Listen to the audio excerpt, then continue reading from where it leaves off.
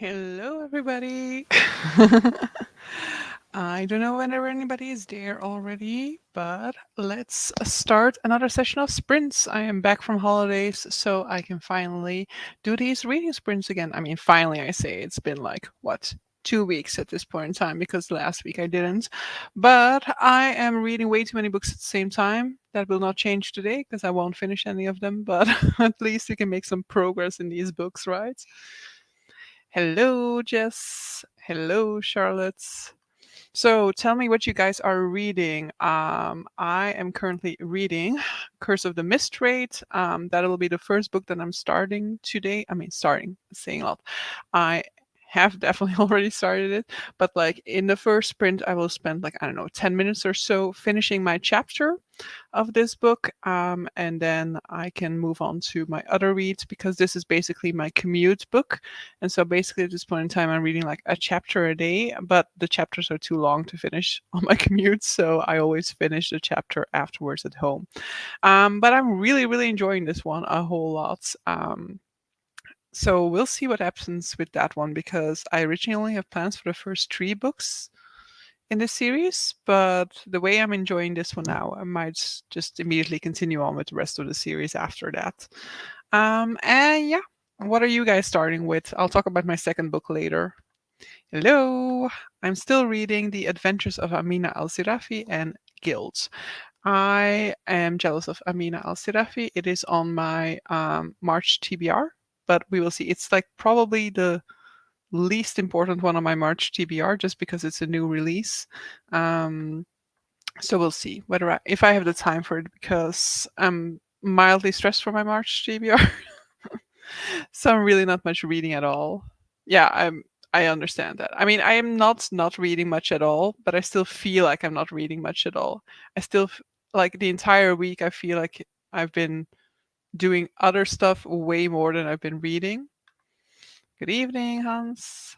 Either rereading Psalm for the Wild build or continuing the climate book. Depends on what I'm feeling. Nice. I'm rereading my arc of Vicious Devotion and loving every minute. Finished it tonight. Not sure if it's gonna happen. Wait, finishing it tonight. Not sure if it's gonna happen during the sprints. Yeah, no need, of course, to finish it. But what genre is that? Vicious Devotions. I haven't heard of it yet. And then the second book that I'm going to be diving into later tonight, which is my evening book, is this one, which tells you nothing if I hold it up like this. But this is The Undertaking of Heart and Mercy by Megan Bannon with a beautiful sprayed edge. So that is my evening book, which yeah, I expected more. Let's say that. I wait. I have picked up just these two books this month and I've not read much of them. They're not bad books, it's just that I'm bad with my reading lately. Yeah, sometimes it just happens, you know. Sometimes you have other priorities or you're just like out of the reading mood for a little bit. I think I am in a reading mood. It's just that I'm also very much in a gymnastics mood, and like the months from January until March are like gymnastics heaven for me. So it's always easier to just turn on a gymnastics game. And then also, I'm trying to watch movies for the Oscars. So that's also taking time away.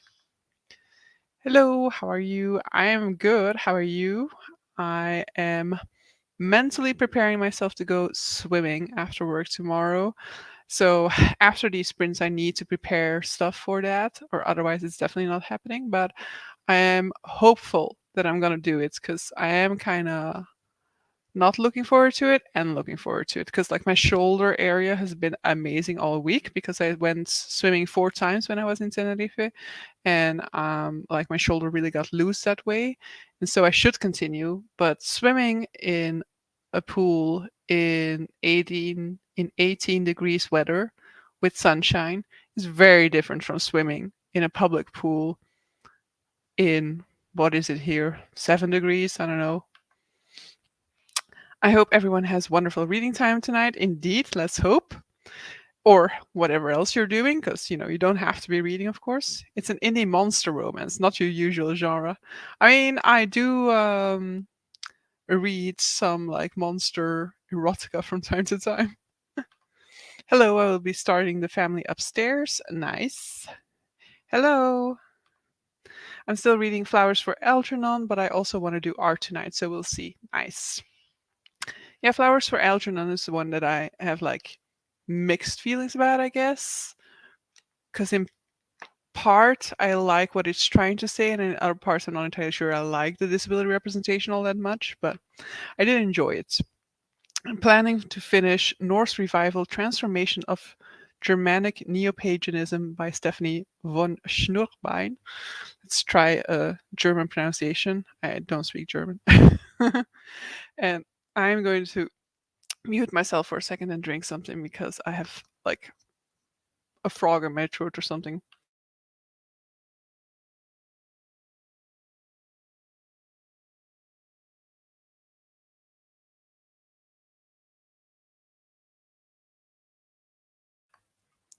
Much better. Buffy just gave like the most pathetic meow in response to that, which made it sound like she also has some throat issues.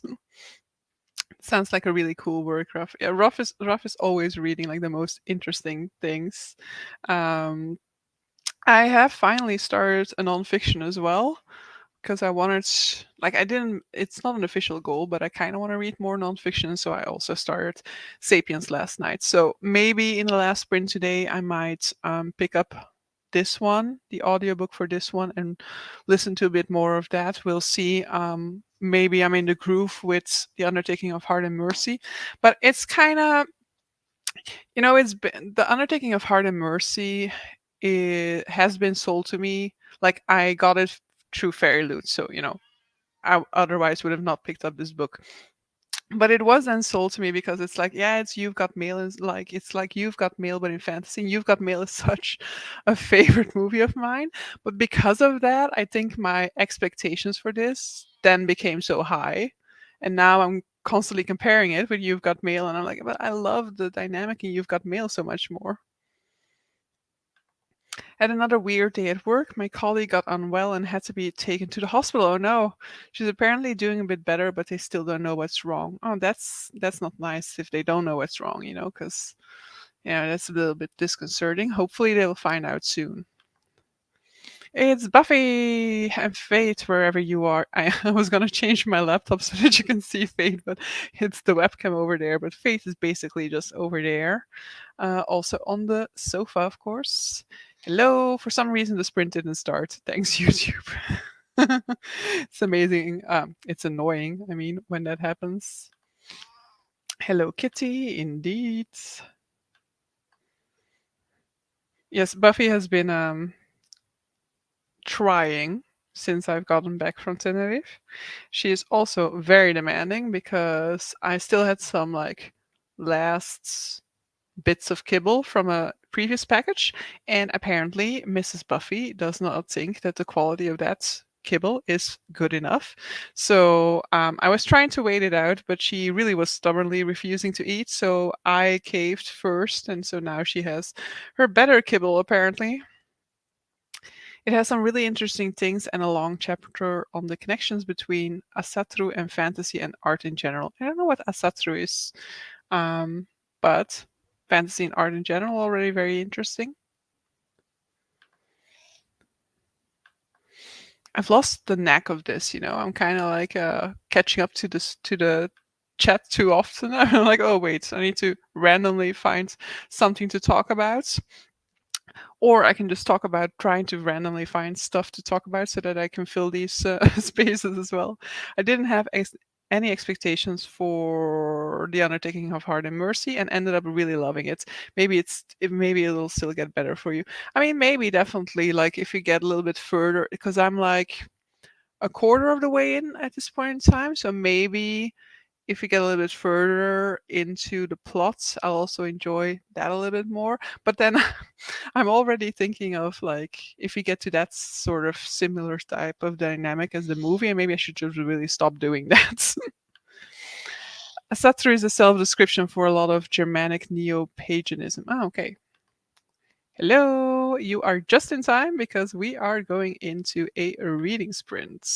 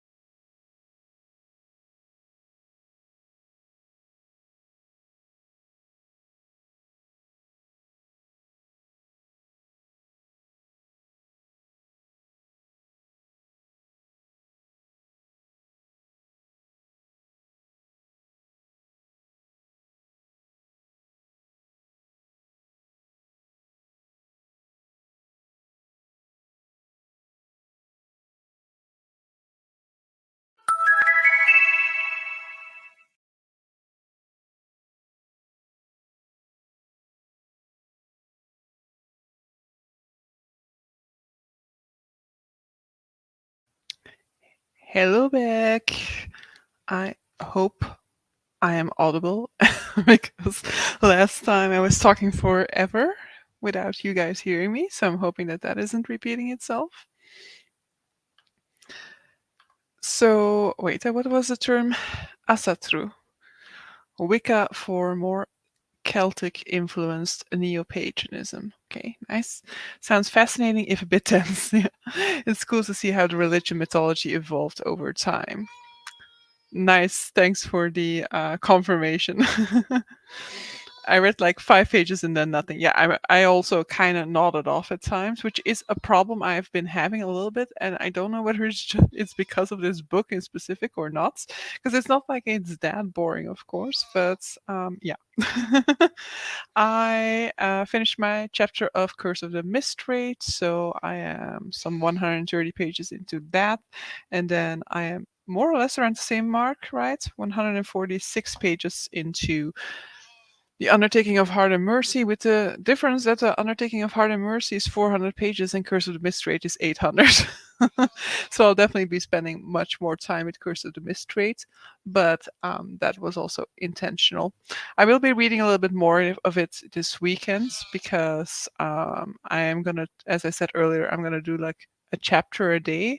But if I want to finish it before the end of this month, I do need to read a little bit more than that. So during the weekends, I'll just read like 2 chapters a day, which I think should be enough to finish the entire book before February is over. But we'll see. Maybe last minute I need to like make a little side hustle and like fly through it or try to fly through it. 4 minutes, never forgets. 4 minutes of what?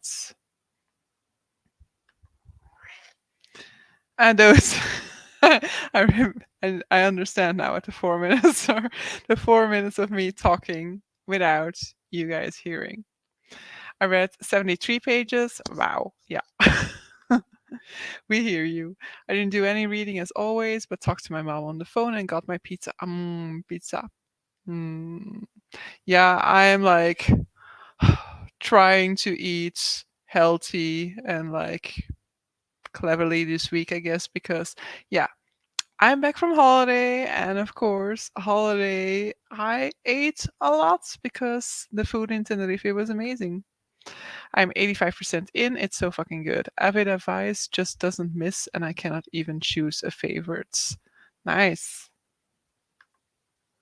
I had a cherry, catch and flop, and sketched a new painting for the weekend, then started reading for about like 10 minutes. Nice. Well, nice. Read 0 pages. What did you do instead, other than a reading? So I did. What is the word that I'm looking for? Like, yeah, I don't know the adverb that I'm looking for.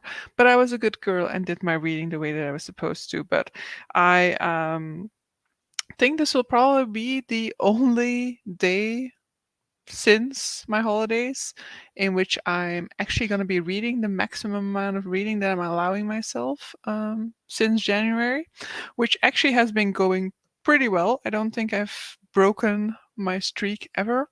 So I've been noticing that with putting a restriction on the time that I allow myself to read, it means that I'm more focused in the time that I do allow myself to read, which then means that I am actually getting relatively much read in that time compared to what I thought I was going to do. I thought that I was going to read way less, and that is also true, but not because of the restriction, because I just find myself a lot of days also not getting to the maximum amount of time that I'm supposed to be reading, just because I'm much more in a sort of like balance reading out with other hobbies type of mood. And that can definitely also be because of the fact that I'm watching so much gymnastics and it's Oscar season. So we'll maybe have to see like after March, April, whether I still have that, because then I'll have like less distractions at that point in time. But so far, I'm very much enjoying the sort of like balance to my life outside of work. You want to tell us a bit about your holiday? Did you vlog anything? So I didn't vlog.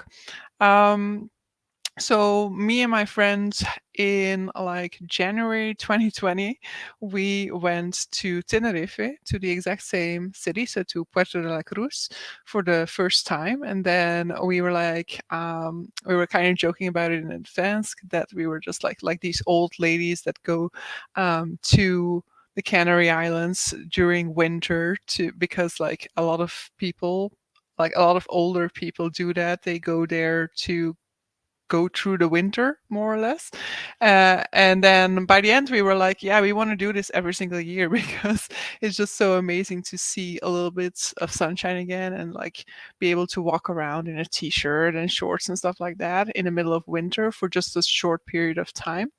um, but then of course COVID happened right after we said that. So immediately our plan to do that every single year got thrown out the window because for the next 2 years we couldn't go, of course. And then yes, last year we went back, well, we went to Gran Canaria first, but so now we went back to Tenerife, back to the exact same place.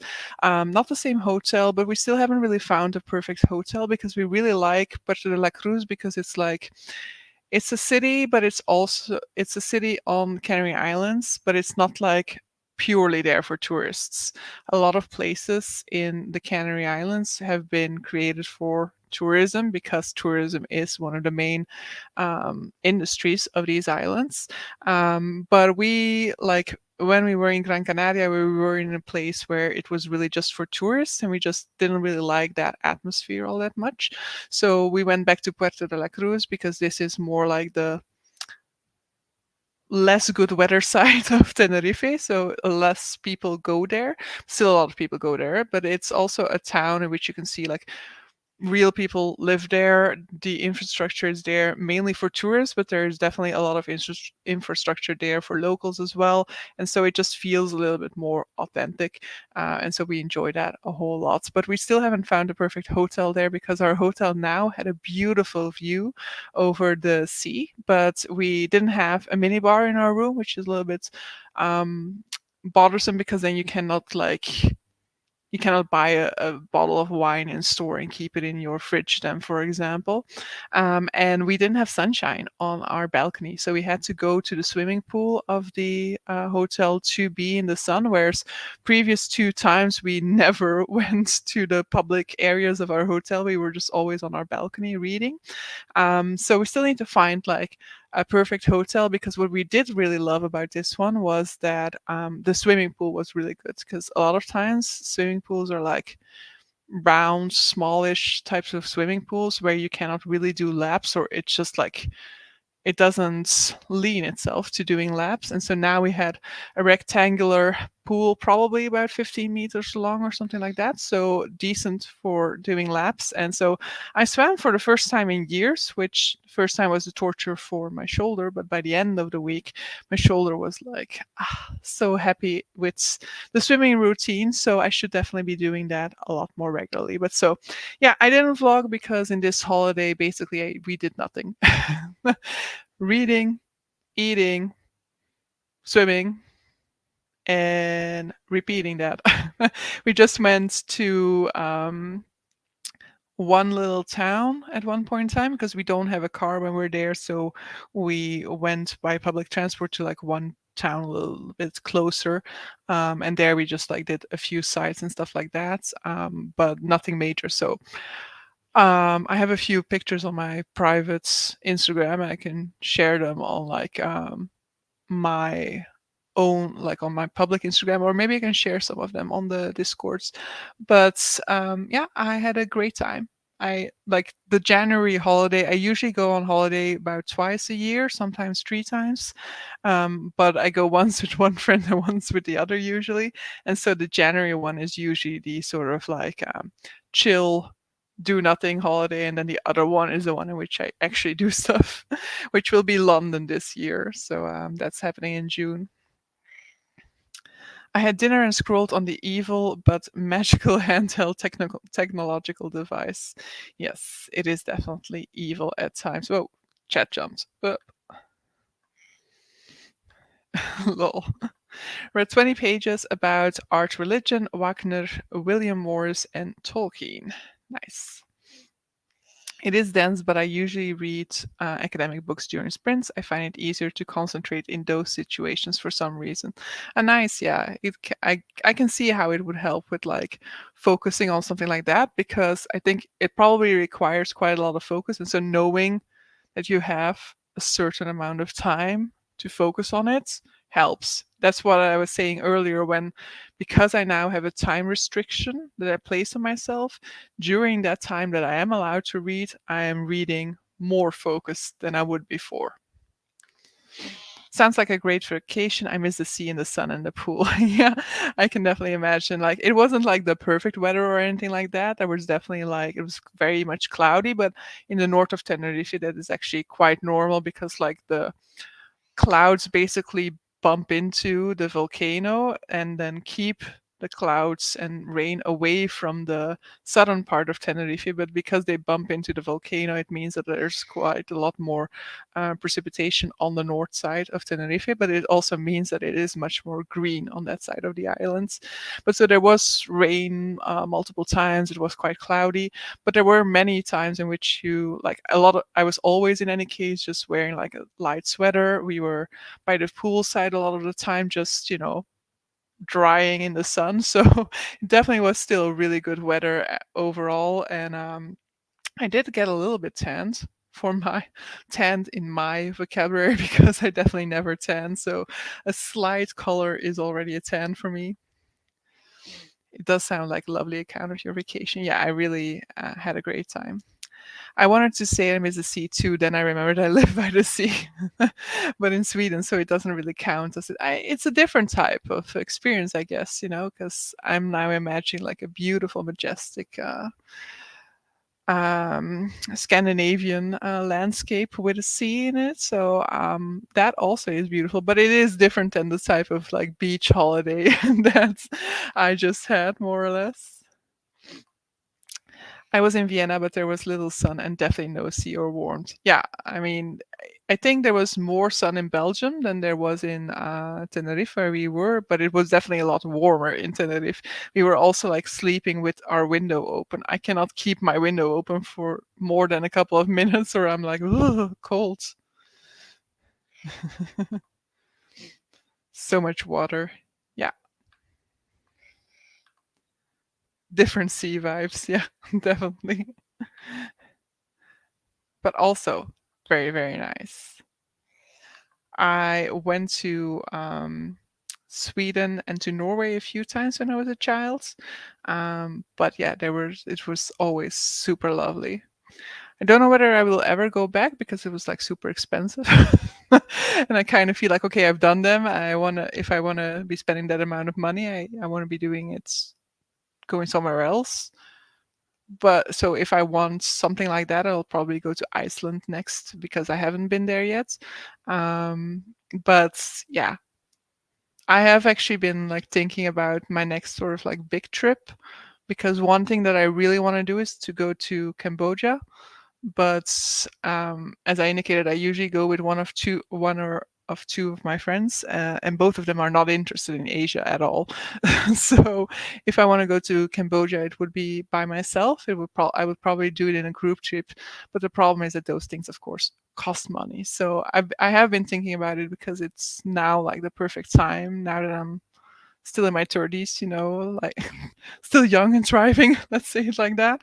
But the money, of course, is something that I do also need to think about a little bit. I went to Norway a couple times, but always in January, so it was cold and dark. Yeah, we always went in the summer holidays because it was like when I was still, maybe even still just in primary school. I will go to Hamburg in a couple of weeks, so kind of water there too, but not what I need. Definitely a beach kind of person. I don't typically go. Actually, before we went to Tenerife, I hadn't been on a sort of like beach type holiday since I was in university because I always considered them to be a little bit of a waste in the sense that I much prefer to have an active holiday or to be seeing a lot of sites and stuff like that. But now that I have the privilege of being able to go on holiday multiple times a year, I'm like, yeah, it is perfect to have like 1 week chilling, reading, having like no obligations and no stress, and not being like, oh, we should really do something with our time here, and then do the other type of holiday, which is a type of holiday that I do prefer. But now I see the joy in the other type of holiday.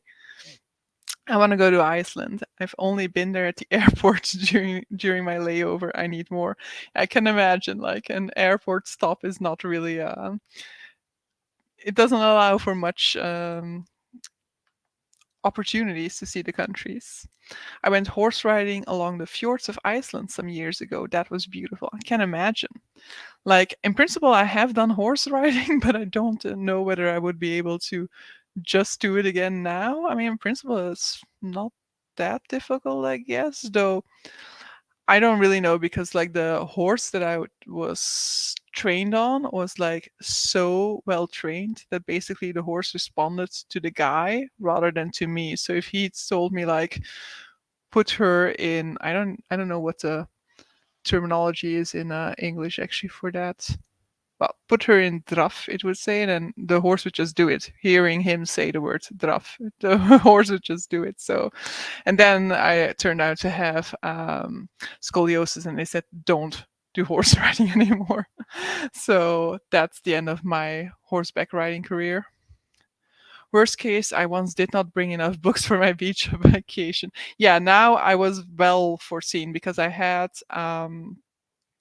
Ship of Magic with me, and then I had the Curse of the Mist Raid with me. So I had two 800-page books with me, and then I still had a Spanish book with me from the library, and then I had my Kindle with me. So with all of those books on there as well. So I definitely wasn't going to run out of reading material, but I always find that so difficult to judge because, we are there a full week. We are planning to do nothing.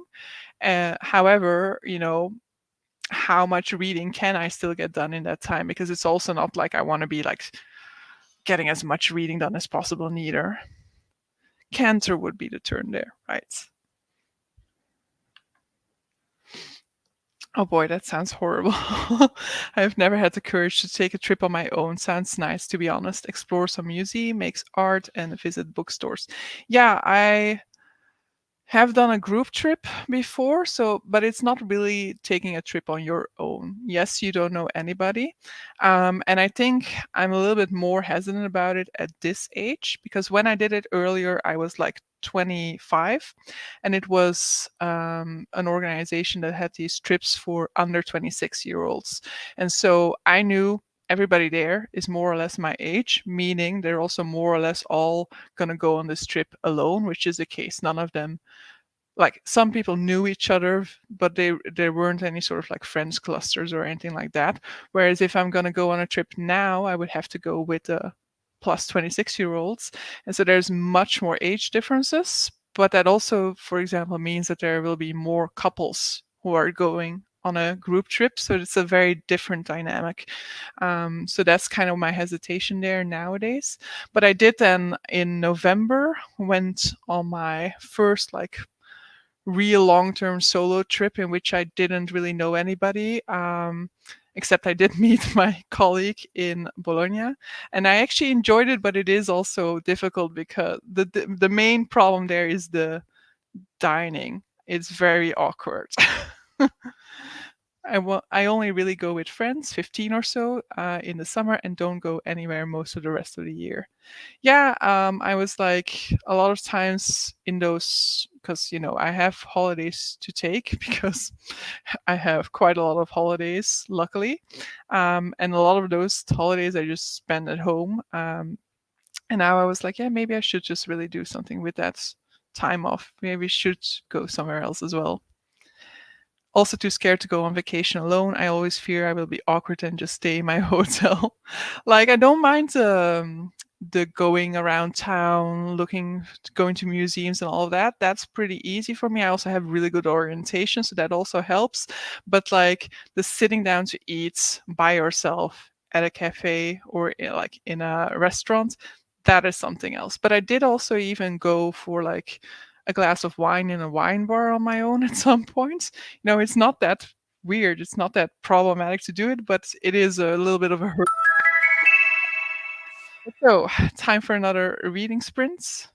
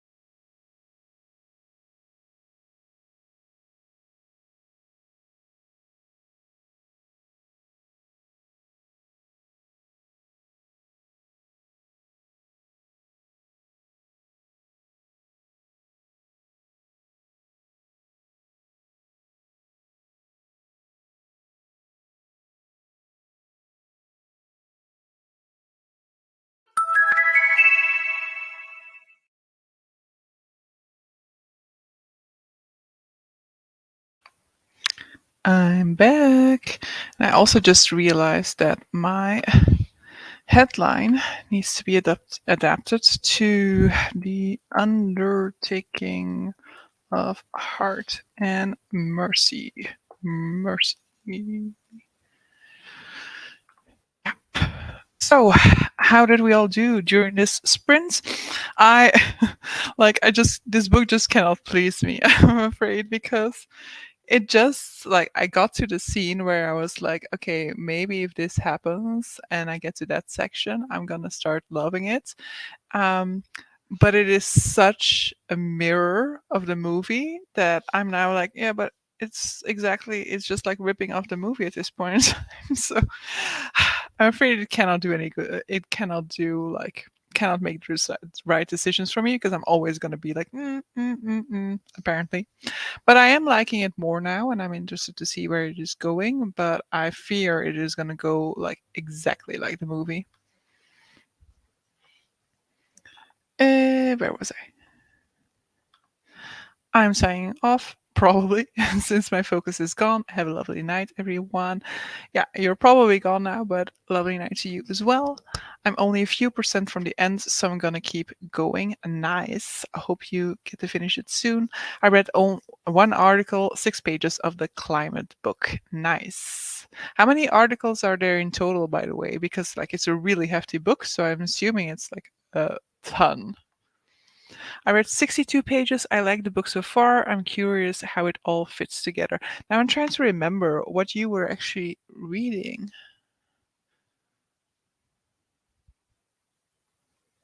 Huh.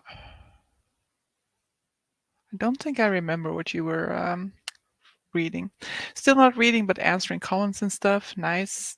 I read WhatsApp messages and did Duolingo. Yeah, I still need to do Duolingo. I mean, why do I even bother? Because when I do Duolingo, Duo doesn't even notice. Also watched Fate and Buffy for a while. Yeah, they are now out of sight, both of them. But like Buffy was pretty much in view for the most of it, I think. But she is nice and calm next to me now. But she is still in the doesn't leave my side stage of me being back from holiday. And so when I go into my bedroom, she's very unhappy. Which language do you do? Yes, I think Jess does Italian. I'm reading you're right, The Family Upstairs by Lisa Jewell. So that's mystery, right? Or like thriller, detective, whatever. It's not my genre, unfortunately. Italian. Ah, you're also learning Italian? Nice. Yeah, I am not learning Italian through Duolingo, but I basically am exposed to Italian every day because one of my colleagues is Italian and then his backup, who's a Belgian, they speak Italian amongst themselves. And so I hear a lot of Italian, and through my Spanish, I also kind of understand some of their conversations. Read another 20 pages about Germanic faith and its art in the early 20th century. Contemporary fantasy written by Asatru practitioners or popular with them, and now black metal and Asatru. So, what are some examples of contemporary fantasy that is written by Asatru practitioners? Is there anything really famous? It's around 90 articles plus couple pieces by Greta. Okay. 90. Wow. What? Cleo learns all the important Italian, like the curses. Yes, I definitely learned the curse words. Those are the easiest, because I hear them quite regularly, of course, in an office setting. So those ones definitely stick. Today we actually had a bit of a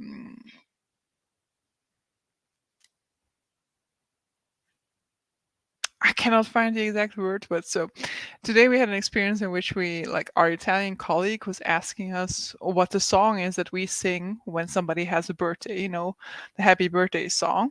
And so my Belgian colleague and me, we were both really struggling. There was no way for us to find the Dutch song that you sing for a birthday, because a lot of times nowadays we would just sing happy birthday. And so just sing the English song. And then we also have a variant of the English song where we mix English and Dutch. But we were both like, there has to be an official Dutch song or something that we used to sing in our childhood, because definitely before we learned English, there was something we sang, but it took forever for us to figure it out. And then we actually had to Google it to be able to know what song you sing for somebody's birthday in my native language. So, yeah, my memory is definitely horrible. But I am actually curious, Larissa, whether in the Netherlands you also do the Lang zal je leven for a birthday, or whether you guys have a different song, because I found online another one, Er is er eentje jarig, which I don't think I've ever heard. So, Cleo, you want to tell us which were your favorite and least favorite of the Oscar movies so far? Favorite, hands down, Everything Everywhere All at Once. So I saw this movie in August last year when it came to cinema here in Belgium. It was a movie that I first heard about in 2021. So in 2021, I saw an article that was coming out in March 2022, and so I was like, "Oh, I want to see that movie. I definitely need to remember this so that when it comes to cinema, I can immediately watch it." And then when March came around, like it didn't come here in cinemas, so I had to wait, and then in August it came to cinemas, and I absolutely adore that movie. And I have been watching some reaction videos as well of people watching it. Um, and watching the reactions just also makes me laugh, cry. It's an amazing movie. I absolutely adore it, and I don't think anything will top it. um, the only thing that I think has still a pretty decent shot in that regards is The Banshees of Inisherin, which I will be watching next Friday. So that is absolutely my absolute favorite for the Oscars. And then least favorite for an Oscar, because I haven't watched that many neither yet. Yeah, my least favorite, my least favorite is Babylon, which is a new Damien Chazelle movie, which is very sad because Whiplash, his, I want to say, first movie, was amazing. I absolutely loved Whiplash. And so when I knew that there was a new movie coming out by him, he's also the director of La La Land, which I liked, but I didn't really think too much of. But now Babylon, I did not like it. And interestingly enough, they're both movies that go like ridiculous at times, or that go to such extremes that they're kind of ridiculous. But in Everything Everywhere All at Once, it works very well, and there is actually so much depth of feeling, depth of thoughts, of thematic behind uh, that absurdity in Everything Everywhere All at Once. Whereas with Babylon, I feel like it was just seeking out extremes to get a laugh or to shock the viewer, but it didn't really do much. And halfway through the movie, I was basically just like, I saw the link that is definitely there between Singing in the Rain and Babylon, and I was disappointed when that turned out to be somewhat of the clue of the movie. Diane Paxson, who co-wrote some books with Marion Zimmer Bradley and took over the series, might be the biggest Asatru author. Don't know that one, but I have read a Marion Zimmer Bradley book, the first of the Avalon books I read. So Mist of Avalon series, that is. Okay, yeah. Mists, typing is hard. I read the first book, but like really long ago, like more than a decade ago, definitely. I think I liked it, but I never continued. So that also says something, I guess. Though that's also the case with Children of the Earth. I don't know whether that is how the English title of the series is. And that one I do actually still want to potentially give a go at some point. With birthday songs, I always have to think of Noah and his impression of Happy Birthday. I cannot bring it to mind. But I have at some point in time watched a lot of Trevor Noah's clips, so I'm sure that probably I've seen this, but I cannot like immediately bring it to mind. And so when we were discussing that birthday song and the fact that we'd forgotten that, we went down this whole sort of like trip down memory lane of things that songs that were like children's songs in Dutch and things like that. And then we also got to this point where we were trying to find like there were these games that we would play on the playground where you would just like with stands two people facing each other and you would do like clapping games. You would like do a certain rhythm, a certain order of clapping, and along with that would come a certain text that you would kind of like sing to one another. And so I was just really struggling to find some of those, and so I've been very happy all evening because I send a text to my high school friends to ask them if they still remember the text for those songs, and they've been sending them through, which has been really nice to see. Especially since it's so funny to look at because they are horrible texts. They're texts about like murders happening in buildings, and there's like one text that's like I saw a murder in room whatever. There was blood running down the stairs. It tasted like tomato juice and stuff like that. And it's like, what were we singing to one another? I wanted to go see Banshees this week, but then was too busy, unfortunately. It seems like a movie you have to be in the mood for. Yeah, I also kind of wanted to see it this week, but then I was like, okay, no, I have a busy weekend this weekend, so I won't see it this week, but then next week. And then I'm also going to be watching The Fablemans next weekend as well. I'm not really all that interested in that one. But we'll see. I also haven't seen any trailers or anything like that. I don't even really know what it is about. I have an idea about what it's about because it's supposed to be quite autobiographical. So I'm assuming it's about sort of like a movie maker trying to make it and stuff like that, which doesn't intrigue me a lot, but we will see. I might enjoy it a lot. And I don't know whether, like, I think maybe this weekend I want to finally watch All Quiet on the Western Front, the entry for Germany. Um, which also is nominated for Best Picture overall. And then for Best Picture nominees, it's becoming more difficult because I don't know whether I have access to Women Talking Anywhere. Top Gun, I would have to rent, which I might do, and I don't want to see Avatar: The Way of Water. But I kind of feel like I have to. But I really have zero interest in this movie. Reminds me, I still haven't seen the latest Trevor Noah on Netflix from a couple months ago. Who even am I? I never really watch like because I assume that that's like a full comedy show or something like that. I always just watch like YouTube videos that like are compilation of like the best moments of a show, a TV show, whatever. When it comes to comedy, not not when I want to watch an actual TV show, but when it comes to comedy, I don't think I've ever watched a full show of a comedian. Paxton is thanked in Mists of Avalon for supplying information on the rituals from her practice. She's also okay, her sister-in-law. Yeah, I'm not repeating that name because I have to remember it, and I only remember Marion. I watched the old All Quiet on the Western Front movie from the 1930s. I never watched that one, but I think there's even a second one. No, isn't there also a more recent one? Maybe not. But the war movies aren't really my thing. So I did not really want to watch it.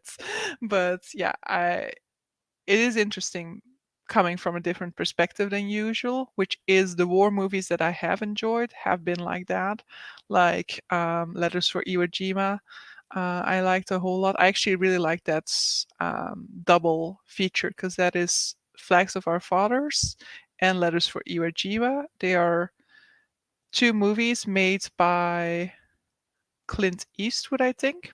And so Letters Flags of Our Fathers is from the American perspective, and Letters of Iwo Jima are from the Japanese perspective. And I really liked that combination of those two movies. And the other thing the other one I quite enjoyed is Hacksaw Ridge, because it takes a different approach. It's a movie about a pacifist going to war, and who kind of refuses to like take part in the killings and stuff like that. It is very, very American though also. Yeah, no, won't watch Avatar. Why not Avatar? Well, I mean, there are double reasons for doing it. There are definitely, I've seen online a lot of people say that we should boycott the movie because of certain remarks that James Cameron has made about the way he came up with this idea. However, that's not actually my reason. My reason is just that I thought the first one was so over like hyped. Sure, it was okay, but I have never thought about Avatar since seeing it. When seeing it, I was like, okay, like I can understand that this is like a big technological improvement and a big masterpiece when you look at it from the perspective of what it has done with the craft and the technique of movie making but um I did not I did not think it was anything special. So Avatar: The Way of Water, I was just like, wait, another Avatar? Didn't we all forget about this movie after it was released? And so yeah, I really don't care about it. But yeah, then it got nominated. And now I'm like, ugh, I always say that I want to watch all of the movies, and then now I'm kind of stuck with that, I guess. It's a full stand-up show. Love him. I even went to see him 3 times. Nice. All Quiet was super important as it is anti-war and still very popular in 1930s Germany. Nice. Yeah. The HarperCollins strike is over. Hopefully with good results for the strikers. I'm hoping then. Didn't watch Hacksaw Ridge as I try not to give money to raging anti-Semites if I can help it. So, is that about the director? I don't actually know who directed it neither, but I'm assuming because I don't think like who's in it. Andrew Garfield. I don't think. I mean, I don't know anything about him in any case. There's a very interesting interview with the author of All Quiet after the Second World War where he talks about hope that things will change because his popular book still didn't prevent the next war. Yeah. Exactly. Avatar 1 is an insanely boring tech demo. Exactly. And then my niece was like, but if you want to like refresh your memory about what Avatar is, then it's on Disney Plus. And I was like, yeah, I remember what it was. It was Pocahontas. It was the exact same story. So I don't need a reminder. Exactly. Did they come to agreement? I went to see Avatar like 3 times in the cinema, but I was 19 or so. My taste might have changed. I mean, good on you. For me, it was maybe also just like a real letdown because I went to see it in like its 13th week in cinema because it was a year in which I was on Erasmus in Spain. And so in Spain, I only had the Spanish version available to me, and I was not going to watch Avatar dubbed in Spanish. So I waited until I was back in Belgium, and that was like week 13, in which this movie was in cinemas. And then I watched it, and I was like, this is what everybody has been going on about. Okay, so it is Mel Gibson. The raging anti-Semite made me go, Mel Gibson? Yep, they voted to ratify the contract. Okay, nice. Nice to see them having finally reached a resolution because that's been going on for a while, right? But it's nice to see that happening, to see some sort of a conclusion that isn't just like big corporate being like, oh, screw the worker. My boss liked Avatar, and that's a red flag for me. Strikes working is good, indeed, definitely. All right, so we are ready to start our final sprint. I will. Am I? Yeah, I am probably just gonna. I don't remember whether I'm in the middle of a chapter or not. If so, I'm gonna finish the chapter and then I'm gonna listen to *Sapiens*. But enjoy this final sprint, guys.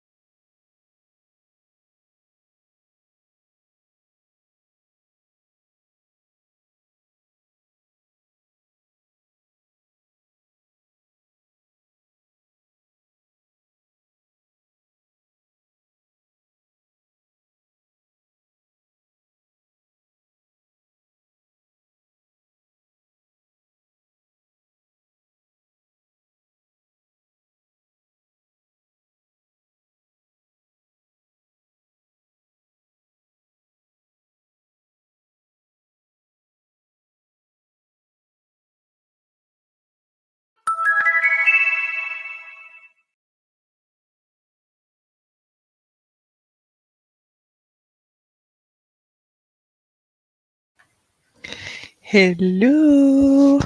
I have a cat on my lap, so that's why I'm sitting like this still. But so, that was the final sprint. I hope everybody had a productive evening. I definitely did. I had quite a bit still to go in a chapter of The Undertaking of Heart and Mercy. But so I've read that and I'm like close to the 200-page mark, so close to the midway section, which is nice. And then I listened to a bit of Sapiens by Yuval Noah Harari. Um, I don't really like the audiobook narrator for it. I think he makes it sound boring, but on the other hand, I wanted this in an audiobook format because it makes it easier to go through nonfiction to have it as something that you can listen to. But I'm still debating whether I should just physically read it or not, or do as I've been doing now, like reading along while listening to it. But so let's see what you guys have been doing in the meantime. Where am I? So how is Sapiens? I don't know yet. Like I've read the first two chapters now.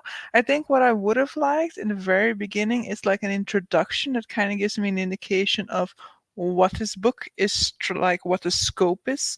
I know from having listened to like an interview on the podcast Armchair Experts that is very much a generalist approach to history, trying to find those common like those big common waves across the world.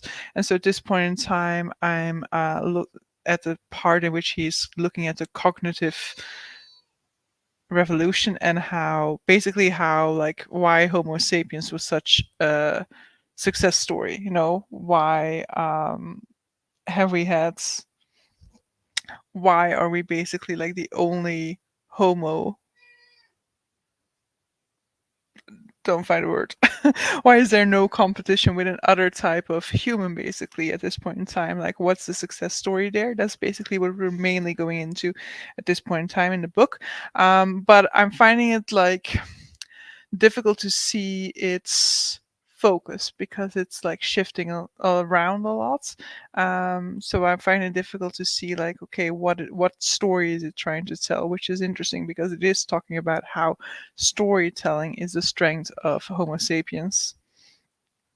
Hey, hi everyone joining in for the last bit. Hope you're all doing good. Yes, definitely. I've just basked in the beauty that was this book and did not read anything else. Nice. So I assume that means that you finished it now. So that is also nice. It's also just nice when you finish a book to be able to just like take a little bit of a break, let it simmer in a little bit. I just did my laundry and listened to more of Assassin's Quest. Someone just got shot by an arrow. Interesting. So I just have one cat leave me and immediately replaced with another cat. Cat lady lifestyle. Harari is on my TBR. Would you recommend? It's not that far in, so I cannot really say so far. I do know that like when I shared that I had this book on my TBR, somebody was saying that there have been some criticisms of this book in since the time in which it was released, and I do also remember seeing an article on our news site about like criticisms of Sapiens and like a book that was coming out that was supposedly better. I've forgotten the name of the book. I did see somebody on my holiday who was reading it. But yeah, I don't know that much about it, nor do I know whether it's type of case where like if you are more specialized in the subject matter, you can see that there are things that might not fully hold up. But for somebody who has no like knowledge, it might still be a great read because it might still give you a lot of understanding that you otherwise wouldn't get. I don't know. Finished my book, wondering what next to read now. Yeah, what next are you gonna dive into? 70 pages. Nice. We're at 212 pages total these sprints. I read over halfway. Thank you so much for hosting. You are welcome. I haven't done the tally yet of how far I got. Should probably do that at some point when I update where I am in Sapiens on Storygraph. Then I can see what I did all day. But that isn't fully accurate because I read some 20 pages on the bus as well. Read like 6 pages. It takes time when annotating and taking notes. Yeah, definitely. I read The Dawn of, that is the one. I read The Dawn of Everything by David Graeber and David Vengrow, and they mention it negatively. That is the book indeed that I've heard recommended instead of Sapiens. That's which is funny because I've been wanting to read *Sapiens* for years since it first came out because it was so hyped at that point in time, and it sounded like something that I would find really interesting. And then when I finally, like, I was always telling myself, like, don't do it. You are trying to reduce your TBR and blah blah blah blah blah. So when I finally have the TBR down to zero and I got *Sapiens*, that's when I start hearing about how *Sapiens* actually is flawed, and I'm like, what? Why couldn't you guys start saying that like 3 years before? Then maybe by now I wouldn't be interested in it. I really needed a good book, so this was perfect timing. Yeah, we all need a good book. I have The Triumph of the Moon, Rhetorics of Fantasy, and the Vikings and the Victorians as possibilities. Triumph of the Moon, is that's no, that's not what I have in mind because it's The Forgetting Moon, I think. There's this fantasy series that is often referred to on Yolene's Discord, but I think that that is The Forgetting Moon, right? So this, I assume, are probably all non-fictions. I don't know what The Triumph of the Moon is about, because the rest seem to be more like the Vikings and the Victorians. Clearly, is more like historical rhetorics of fantasy, looking at the history of fantasy, I guess. I would be interested to know what the Triumph of the Moon is about. I can recommend Dawn of Everything if human history and anthropology is an interest. It has a decidedly leftist anarchist slant and focus on American native cultures. Okay, nice. Five Warrior Angels is Forgetting Moon, I think. Yeah, I don't know the series, but I know that the first book is something with moon, because I have it on my TBR on Goodreads as well. But yeah, it's so it reminded me of that when I saw this title with moon on it, but it's not that book. Triumph of the Moon is about Wicca and the constructions of Celtic neo-paganism. So yeah, in this along the same lines then. Um, yeah, I guess it just depends on whether you want to continue on with that subject or whether you want to kind of move a little bit aside from it for the moment and read a little bit something different. So nobody here has read *Sapiens* or any of his other books because he had like 3 books that came out. I feel like back to back to back. Like we got *Sapiens* one year, *Homo Deus* the next, and then 21 Questions for the 21st Century, I think, the year after. And so they were all so hyped. And then I was so interested in reading them. And so now I don't know. But yeah, I should actually read the article about what people were saying about *Sapiens*, about that's like the criticism of *Sapiens*. But I don't know whether I want to read it now or whether I want to read that after I've finished *Sapiens* myself. Because I have it on my TBR in any case, so I will read it. They are all connected, at least in my mind. Okay, yeah.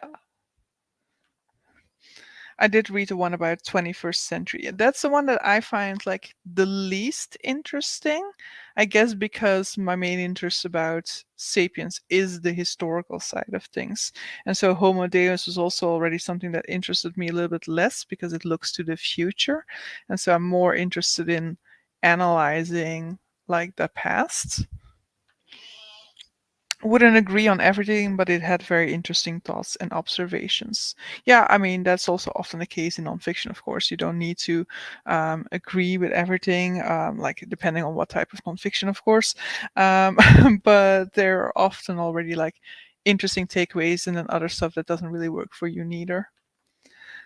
The criticism of *Sapiens* is that it presents human evolution as inevitable, especially where our societies are concerned. Ah, okay, nice. Well, I will see when I get further into it. But I see that we are at the end of our sprints. We are going to be rounding it off here. Very much, I have not read that one. Very much thank you all for joining me here tonight. I will be doing sprints again next week, so see you guys then. And with that, I'm ending this